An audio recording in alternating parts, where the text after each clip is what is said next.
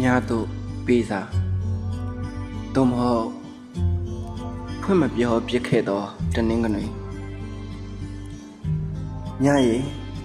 အကြည့်တစ်ခုဟာတင်းဒီဇိုင်းကိုပြိုကွဲစေတယ်ဆိုရင်တိရွက်တွေအစားကျွန်တော်စိမ့်လန်းပြရစီမြရေရွှေခရလက်ဖေးဆိုင်ရှေ့နားမှာအပြုံးလေးတစ်ခုတွေ့မိသေးလားဘယ်တော့မှမခွဲပါဘူးဆိုတဲ့ဂရိဆိုင်ရာတစ္ဆာတိုင်းစကားတွေရှိသေးလား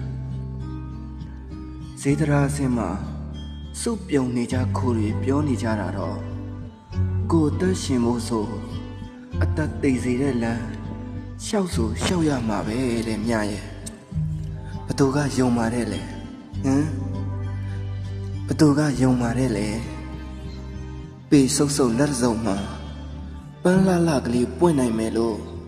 ဘသူကယုံမာလဲရွှေညောင်မင်းရှိကဒိန်ညင်ဆိုင်ရှိသေးလားစိတ်ရောင်ဆုံးတွေကြားစွတ်တင်းလှပခဲ့ရတဲ့တနင်္ဂနွေနေ့တွေရောရှိသေးရဲ့လားအခုတော့လေပြောခွင့်မရခဲ့တဲ့စကားလုံးတွေကရင်ဘတ်ထဲမှာတဲ့အမြင့်တွယ်ပြီးစိုးတွေဖြစ်ကုန်ပြီချစ်တယ်လို့ခေါ်ရမယ့်အစားညလို့ပဲတဖွားဖွားခေါ်ရင်ကိုယ်နှခမ်းတွေကတိတ်ဆိတ်ခြင်းရဲ့အကျဉ်းသားဖြစ်ခဲ့ရတယ်ဖွင့်မပြောပြခဲ့တဲ့အချစ်တွေဟာမင်းမသိတဲ့ကောင်းကင်တစ်ခုမှာမိုးတိမ်တွေလိုလေးလံနေအောင်ပါပဲတကယ်တော့ကိုဟာလမ်းဆောင်တစ်ခုမှာရက်နေပြီးလမ်းခွဲကိုလည်းမရွေးချယ်ရဲ့မင်းနောက်ကိုလည်းလိုက်မလာရဲတဲ့လူဖြင့်တယောက်ပါမြဝေးကွာခြင်းဆိုတာဓာတ်စင်းဆိုရင်ကိုယ်နှလုံးသားကအဲ့ဒီဓာတ်သွားကိုအကြိမ်ကြိမ်ခုန်မိန်ခဲ့မိတာအခုတော့လေရွှေခရဆိုင်ရှိမှာကိုတယောက်တည်းလက်ဖက်ရည်ခါခါကိုတောက်ရင်မင်းမပါတဲ့တနင်္ဂနွေနေ့တွေကိုအတင်းစောအယောင်ချယ်နေမိတော့မယ်ဘသူမှမမြင်နိုင်တဲ့ဝေးကွာခြင်းနဲ့မှာပဲကိုယ့်ရဲ့အချစ်ဦးဟာတိတ်တဆိတ်နှီးကုန်းချုပ်သွားခဲ့ပြီ